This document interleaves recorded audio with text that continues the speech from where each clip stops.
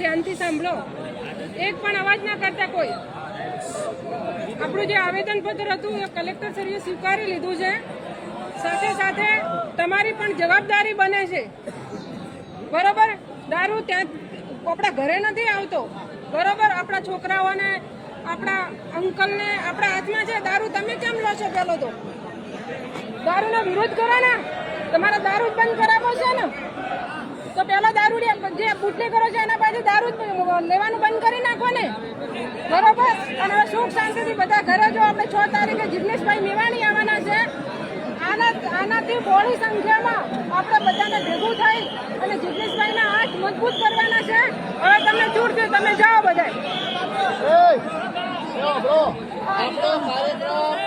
આપણો કાર્યક્રમ જે આવેદનપત્ર આપવાનું હતું, જે રજૂઆત કરવાની હતી, જે આપણે અહીંયા આવી અને બધા લોકોએ તમારો કિંમતી સમય આપી અને જિગ્નેશભાઈના સમર્થનમાં જે પણ આવ્યા બધાનો આભાર.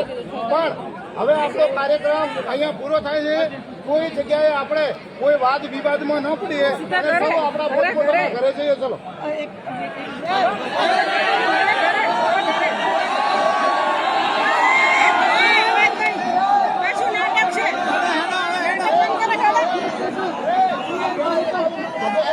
Venga.